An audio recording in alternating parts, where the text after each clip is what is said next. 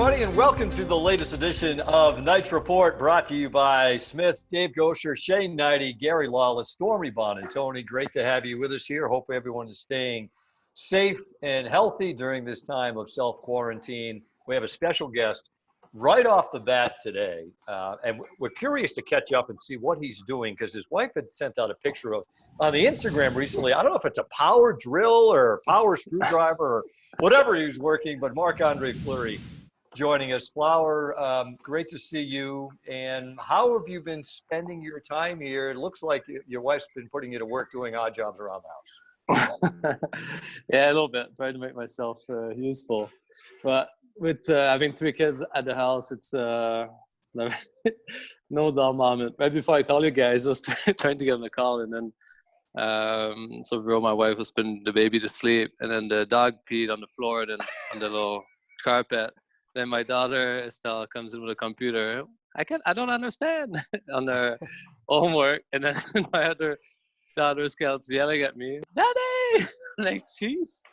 So it's going well. Things are going good. Yeah, things are good. Yeah, thanks for the break right now. Appreciate it. It's good. We all know how it is to have, well, I know how it is to have kids, and I know you're pretty busy with all that. What else have you done to keep busy? Is it shows, working out, pacing, or do you find yourself maybe going in a corner by yourself for a little 5 minutes of quiet time? All the above, maybe. I think once we put the kids to bed, that's usually our time to watch a little TV show. I started watching Making a Murderer. It's just on Netflix, so it's a little crazy show. Other than that, trying to work out here and there and riding the bike. You know, we got nice mountains there, so you can ride the bike there. Rollerblading a bit, and just trying to spend some family time. And we've been outside a lot too, so it's been good. This has probably convinced you that, and you've got lots of tread on your tires still, but this has probably convinced you that you don't want to retire anytime soon. Yep. Yeah, I find I miss the game, miss the guys, you know, and seeing you guys, right? Everything that has to do with playing hockey, and obviously be on the ice, playing games in front of, you know, almost 20,000 people, and you know, you miss those little things. What's harder, staring down Alex Ovechkin or facing your wife after you don't load the dishwasher the right way? Oh my God, a lot of time at the house these days, but I don't know. We haven't killed each other yet, so it's been pretty good. I was curious. I saw, you talking about how if you could be quarantined with somebody, you would want to be with Nate Schmidt because maybe you could put him to work with the kids. But yeah. He said, he might have picked you too, but he doesn't want to be put to work. He just wanted to hang out. Does that change your decision at all? No, because he won't know he's working. Nate is so he's got so much energy, and he's just like a kid, So I think he'll get the kids tired running around playing games, and then he's gonna have fun. The kid's gonna have fun. So it's a win-win situation, I think. It'll be good. Flower, how do you approach it from an athlete standpoint and a training standpoint, with the uncertainty of, as much as we'd all love to see hockey again, obviously going to be safe for everybody, but how do you approach workouts and trying to make sure you're in physical condition, your top physical condition? Yeah, I feel like over the summer you have set goals, right? Throughout the summer, how you start the training, how you finish, right? It's different. So I feel it's a little hard because since the beginning we don't know how soon we can start. I think now we know it's going to be later on if it is, and just trying to treat this as a summer a bit, right? Trying to stay fix a little bumps on the body here and there, and just trying to stay strong and keep the cardio up. And then once we get going, we might be going for many months. So yeah. How hard is it? And you said you missed playing the game, but the biggest thing, missing the guys. Maybe lucky that in the world of technology we have, you're able to stay in touch with all your teammates. Yeah, we have a team group text and stuff, so we can talk about smart things all the time. And is it just chirping? Little chirping, stupid videos. I don't know. There's not too much. Okay. Can you pull pranks? Can you still pull pranks? Like over text, over the internet somehow? I don't know if I should. You It's know, like, I didn't do nothing over the phone though. I feel like it's just so, at the house it's always busy, but so you're still active. You can just say that. Yeah, still active. My one neighbor for April Fools sent us he just left a bag. It says lunch on us today, right, at the door. And then when you open it, it was just rocks. So I was like, all right. So then when I put the kids to bed, I grabbed an old Christmas tree and Christmas lights, and I went to decorate, put in this driveway a bit. So there's something to do, to keep smiling, I guess. Is it like the off season, the Flower, where you talk to guys from other teams as well? Like, I know that maybe in the summer you would train with guys from other teams, or are you still kind of in that regular that season mode where you're just mostly communicating with your teammates? Yeah, I talk a couple guys, but not that much. So I think it doesn't feel like summer yet, right? It still feels like we're waiting to get going here. So yeah, I don't know. Our guards are not all down yet. Do you think it will be harder for the players? Let's say the season starts next Tuesday or whatever date, and you have to go right from not being on the ice to playing in a game. Harder for the skaters or harder for the goalies? I'm not in those shoes, obviously, but I think for me it's the timing. I think that's what's you can be in great shape and stuff. You work out all summer, but then training camp comes and everything feels so fast, right? Like the shots are coming quick and the plays around the speed of the game is so fast. I think that's something. It'll be good to have a few games to get back into it and get that timing back. I know you said you're kind of trying to treat this like summer, and you guys as athletes, I feel like you're such creatures of habit. You're so used to having a schedule and your time to do this, time to do this, time to do this. How long did it take you maybe to find a schedule for yourself right now, or to create a sense of normalcy for yourself at home in a routine? It took a little bit, right, at first. I feel when the baby goes to nap in the morning or the afternoon, that's when I rush doing everything I can. But that's when usually I try to work out in the morning, when he sleeps there, and got stuff here at home, or like I said, riding the bike or going rollerblading and stuff. And other than that, I think it's just, I don't know. We have homeschooling. My wife does most of it, right? But still takes a lot of time in the day. Flower, there's been a lot of talk about if and when you guys are able to come back and play, what that might look like. A couple of regular season games and then the playoffs, right to the playoffs. What's the ideal scenario, do you think, in your mind, if you guys can get back at it? I think play a few games, for the reason I said before, just trying to get that timing back a bit, and everybody's body, right? Maybe the young guys can get away with it a little easier, but all the guys, I think it's good to ease back into the bit and then start to play off in better shape mentally and physically. Just to follow up on what Gary and Dave were saying, because I've gotten asked this question. So say you guys get to go ahead. How long do you think you need on ice? Is it 5-7 days till you guys are ready to go for practice, or is it shorter? What's the time frame would you think in your mind for everybody to kind of be ready to get in game action? Yeah.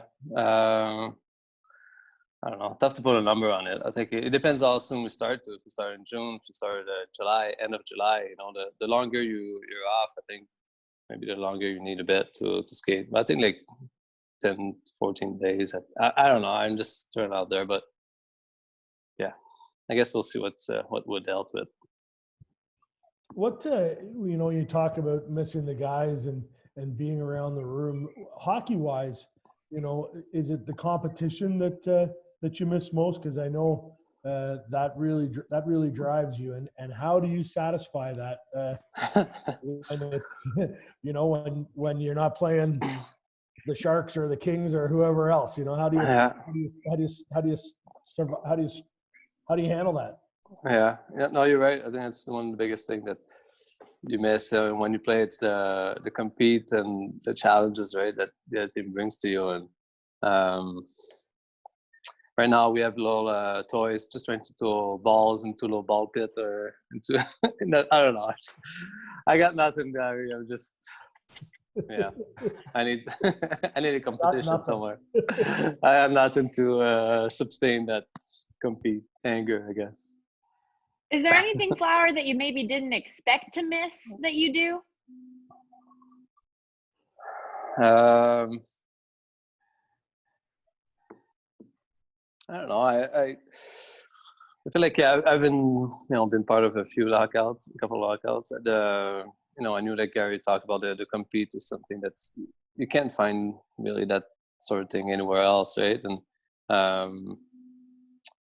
the boys, I think that's obvious too, right? The guys and the atmosphere of the arena. But other than that, though, maybe like a nice quiet dinner at the restaurant. You can sit there, have a nice steak, just relax. I feel every meal is, get it cooked, get it clean, gotta make it quick. So I think a nice dinner would be nice. Well, I'll give you a tip. Flower, I remember the one lockout when my kids would have been young, and I remember my niece was over, and I think my oldest daughter and my niece at the time were around 11 or 12, and I played Monopoly with them, and I made them both cry.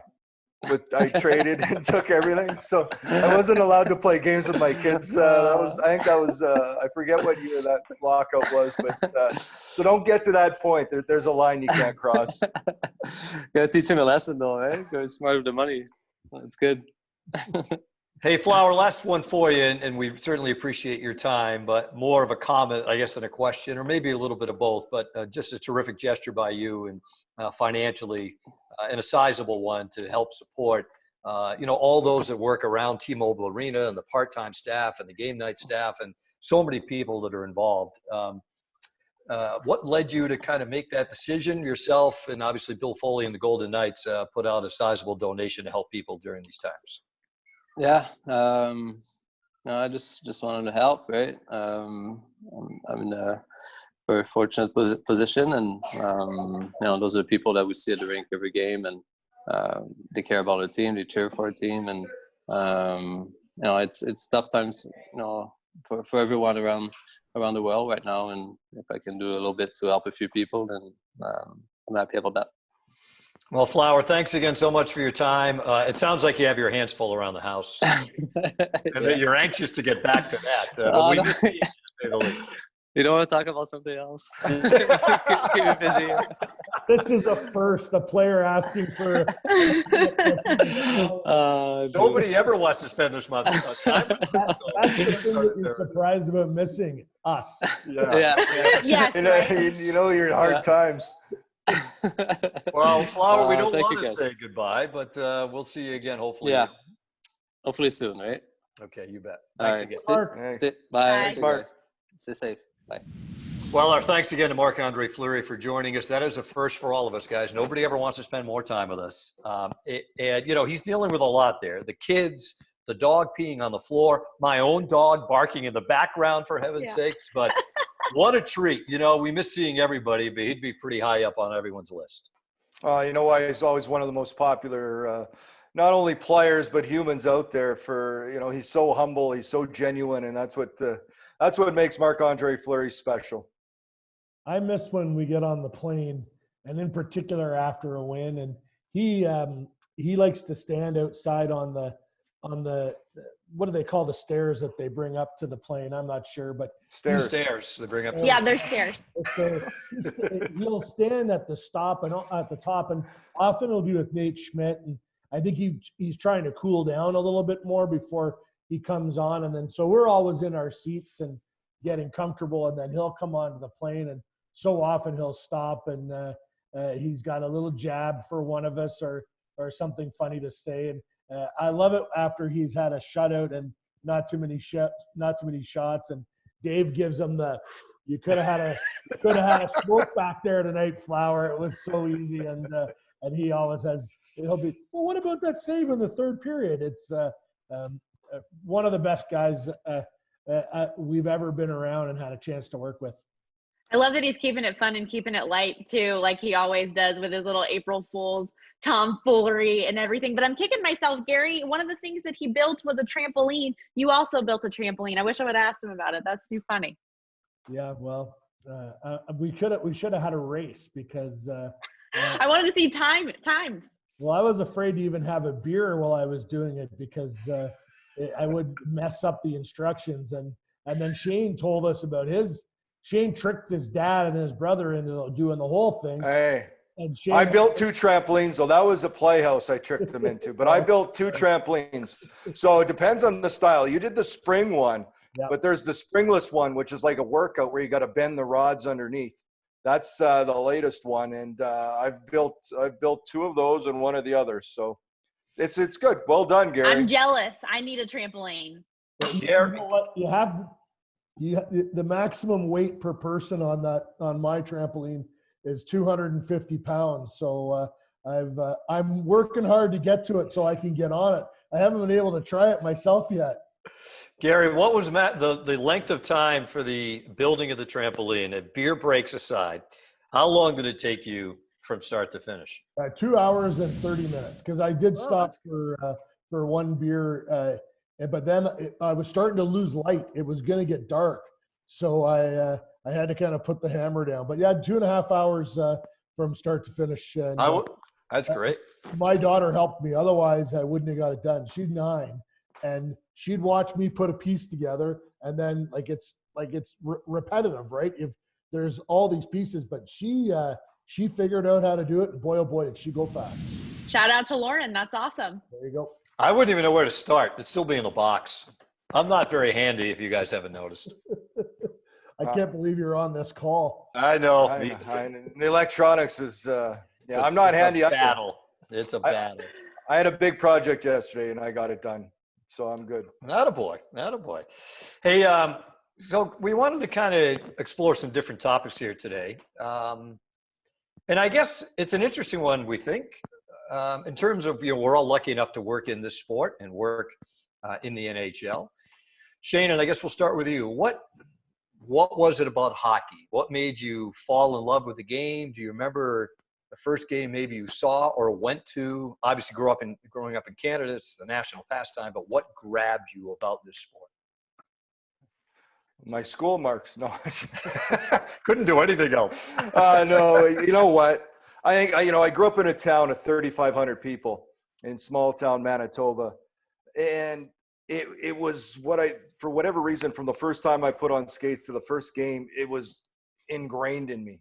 I don't know if there was one moment. I loved it from the first time I played it. It was something I always wanted to do. And it wasn't only hockey, because it was the same kids you played hockey, baseball, football, basketball, every sport, golf, you played together all the way growing up because you only had enough of that age group to have one team. But hockey was something, sports came to me easy, and hockey, there was a true love, a true passion for it. My parents were big fans. I had an older brother who played. He was a huge Islanders fan in the 80s. So good reason being the younger one, I became the Oilers fan of those teams. But I was never a big fan of one team, but there was just something about the sport. And then the better I got at it, I guess it was something I think there's an old tape, the old cassette when we used to record interviews.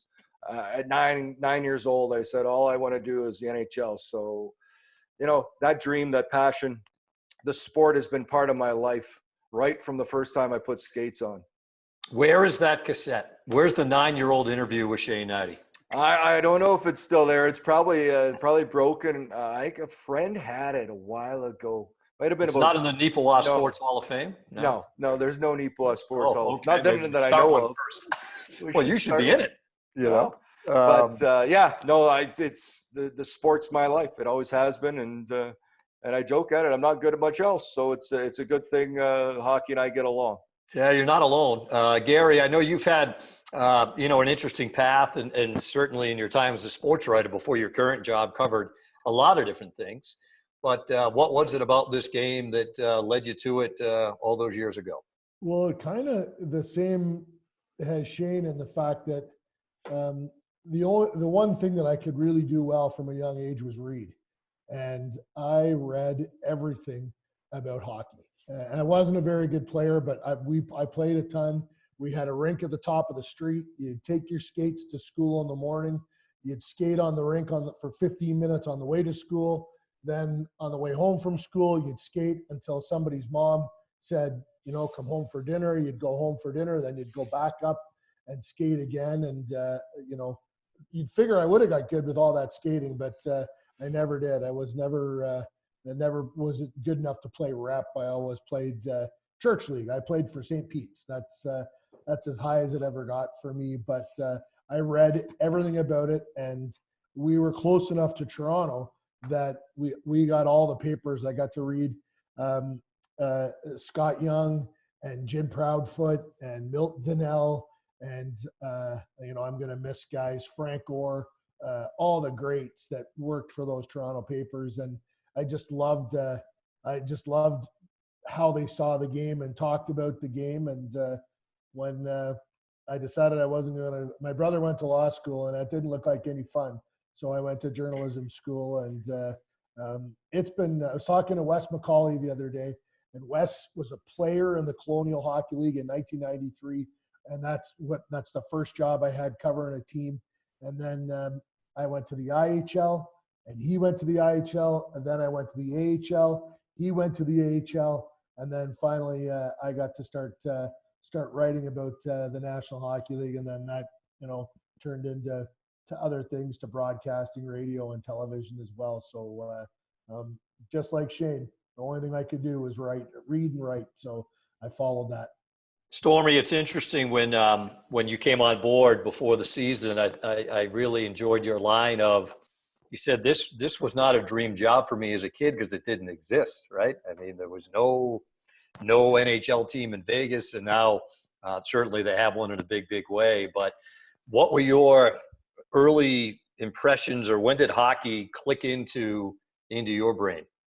Yeah, my path is very different than the three of yours, to say the least. But, I always enjoyed the sport of hockey as a fan. Postseason hockey was a blast to watch, but it wasn't anything where I had a team and I felt really invested in the sport growing up. It wasn't something I was really raised on. And then when I found out that Vegas was getting a team was kind of when that began to form for me.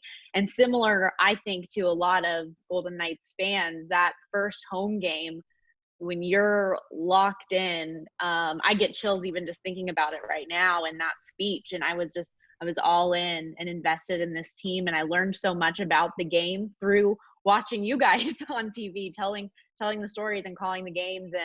And then from there, once I actually started working with the team, my first game being against the ice and watching the way that these athletes just are up close and personal this is the best job that I've ever had from a sports perspective, any perspective. It's been so cool just to see the passion and gift that it really takes to do this sport. And I've absolutely loved it. And it's interesting to me, I think, that it's only been really 3 years that this kind of love has developed in me, and it's not going anywhere.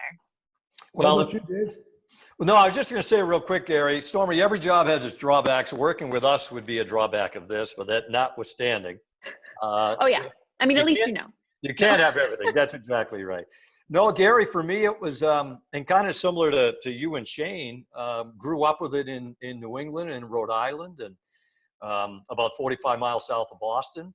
And, played as a kid, played through high school, played through prep school.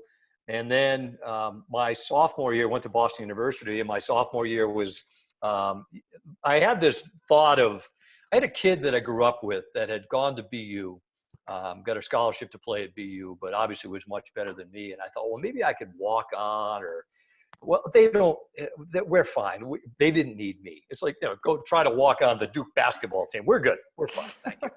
So, I wanted to try and play a little bit of JV, and I was the last cut from the JV team as a sophomore. So I had that was about it from a playing standpoint, but somewhere in my mind, I always thought about, broadcasting would be a pretty good job, because I grew up listening to Bob Wilson do the Bruins on radio and Fred Cusick on television. When I loved all the local teams, and I had played hockey and tennis and golf and baseball as a kid, but hockey was always my favorite one. So I think I remember thinking, well, it's obvious I'm not going to be able to play for a living, but could I stay involved in another way? And the only other way I thought about, I did give a little thought, Gary, honestly, to writing. I think I can write a little, not anywhere near your caliber, but I like every once in a while to try to put something together. And then I thought, well, you know, my cousins would tell you I was the kid that would do the play-by-play of the street hockey games in real time as they were going on, or the wiffle ball games or whatever when I was 7, 8, 9 years old. So I thought, well, and you guys know, certainly I can talk.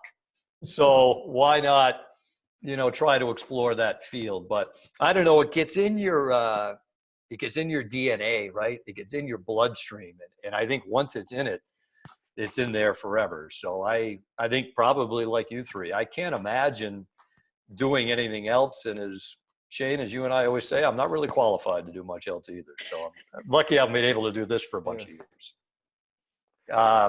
So Stormy, What do you got for us, Stormy? did you conjure up some sort of rapid fire situation? I'm gonna need a sip of water before this. What's going on? A couple of quick questions I'd like to ask you guys around the horn. One of them I touched on with Marc-Andre a little bit. For you guys, it's not necessarily a teammate for us, but a coworker that you would most and least like to be quarantined with during this period. So maybe Gary, let's start with you. Least quarantined with. Shane. I picked myself. That's very hurtful, but honest. Listen, yeah, I love Shane, but he'd kill me. So that would be that'd be the end of that. And most likely, who would I most like to be quarantined with? No one. It's like seriously. Like we're with our hang out by yourself. We're with our families. Right that's now. my answer. We're with our I've families. seen you guys on the road. I don't want to hang out with you anymore. We're with our families right now, and that's enough. You know what I mean? Dude has got it perfect. He's down there on the strip all by himself with got pastries coming in, wine coming in, food coming in. It's almost perfect. What about you, Dave? I don't know, Stormy. Initially, my initial thought was Shane, and here's the only reason why, is we could burn through a lot of movies and shows, you know, because that's what we do on the flight. So I guess if you really twisted my arm, I think we could find a way to make it fun. We seem to usually. The least person would be Gary, but it's not in a mean way. Because Gary, it would be one of these situations anyways. So he'd have the phone going. So it would be like I'm by myself anyways. You know what I mean? So perfect. Yeah. So it wouldn't be like, I saw a commentary from somebody recently. He said, you know, we've been social distancing as a society for a long time. And he was talking about people walking into telephone poles looking at their phone. So anyway, I think that's probably the road I would go down. All right, Yeah. Shane. Yeah, it's interesting. I just want to be alone. I have the busiest household of everyone. For us, who would most likely, you know, and that actually Dave just put a good point. I might pick Gary just for I'd be alone because he'd be on his phone or his computer. But if he wasn't, then yeah, and then Dave because we get along. But I could pick reasons. Let's say this. They could both be the most likely and the least likely because there would come a point with both of them that I would have enough. Yeah, that's it. Like Dave has only child syndrome, so there's going to become a needy point. There's going to be a situation where everything's going to have to revolve around him. Yep, that's how it should be. Okay. So yeah, maybe I'll take Gary the most and Dave the least, just because those situations. Lawman, I just have to talk through it. See, my most likely was Mike Thank you, McKenna Stormy. because Thank he you. can cook so well. Like But he I can was like, talk. I feel like I will always have a good meal, and he's always very nice. Like I think that would be a great one. And then my least, Dave, I love you. Oh no! But I thought it was going to be me. Good. You would be quizzing me constantly on music I don't know and who sang what and what year did this come out, and I couldn't do it. Oh, you'd love it. That'd be great. We'd be an educational time frame for you, Stormy, don't you think? Okay. Next All right. one. I'll ignore your mean comment. When is the last time you guys wore real pants? Like I'm talking jeans or slacks, because I know for me, I've been wearing sweatpants, leggings, or gym shorts, and that is all I live in since March 12th. I have jeans on right now. No way. No, I do have jeans on right now. But I will tell you, the sweatpants, Lulus, that I feel like I kind of wear the same junk every day. I try to switch up the T-shirt, like I got the Golden Knights St. Patty's Day one on now. But I hear what you're saying, Stormy. Yeah, like dress pants. When would that have been? The flight out to Minnesota, right? Last month. The flight out, we were able to dress casual on the flight Jeans back. or dress pants now? Are they? Well, I don't know. I agree. Yeah. I was in, you guys can find me. I was in a collared, like a dress shirt and a sport jacket yesterday I did an interview with Fox 5. So the big panic for me was, though, you guys know this, I give my pins away all the time to fans, and you're not allowed to be on, our boss will fine us if we don't have a pin on when we appear on television. So I had to go through every suit jacket that I had, and finally, like way at the back, something I haven't worn in 2 years, there was a pin, and I was able to produce it. Otherwise, I was going to drive to Shane's house and see if he'd throw one on the end of the driveway for me. Gary, can I interject real quick, Stormy? So on TV, there's always the theory of it just matters what you look like from the waist up. Like I used to intern at the TV station, and the main anchor would have shirt, tie, jacket, and shorts. Did you go with the shorts on the interview was done outside because of social distancing. So they came to my neighborhood, and there's a little fountain area, so we went over there, and I had jeans, I had dress shoes on, I had a white collared shirt and a sport jacket. Dave, that's exactly what I was going to ask him, because I've seen Kevin over at Fox 5 wearing his sport coat and tie and gym shorts. He interviewed me, and he had pants on. So you did that time? Okay, good. Yeah. What about you, Shane? Well, I did that. I did an interview with KTNV, just as you said, suit jacket, T-shirt, and shorts. But it was so they didn't see. This is about so how many of these Knights reports have we done? Is this the second one for us? So this is the second time I've gone without a hat. I have not worn anything but sweats and shorts. I rarely wear a shirt. I only have a T-shirt on today, just a zip. We're matching. Oh, heavens. We're matching. It looks like you don't have any product in your hair right now, Shane. It looks you know what? I haven't shaved. I'm basically walk around in shorts, and that's it. Unless at night maybe I switch to my formal wear, sweats, and maybe just a hoodie. Formal wear. I'm wearing the same stuff. I have not wore jeans. The only thing I put on is that sport coat and a V-neck T-shirt, which was for an interview, but I had shorts on with that. So that's digital high five. There you go. So you have nothing on under that jacket, just the jacket.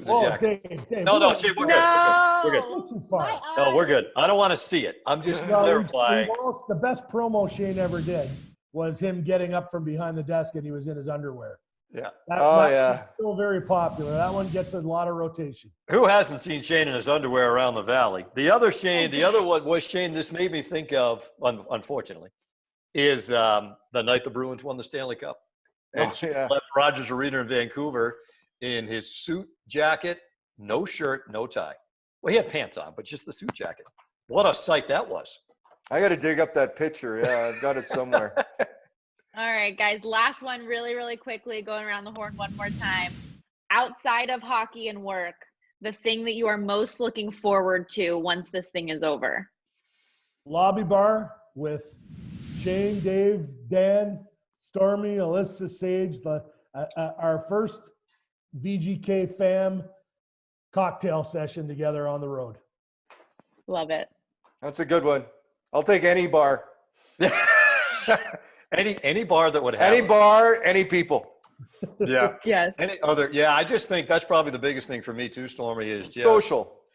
The social aspect of it. Marc-Andre Fleury was on with us earlier, and he talked about, Shane mentioned it's the guys, right? You miss that day-to-day camaraderie. And as much as this is all nice, over the interwebs, I think that would be, the little things like that. The lobby bar, the morning skate, giving each other grief Yeah. You know, and the camaraderie on the planes, all of it, you know, our own little fun bus that we have, you know, the media bus, to sit back there and sing. So we need a trip. A trip is what we're looking Yes. at. Yeah.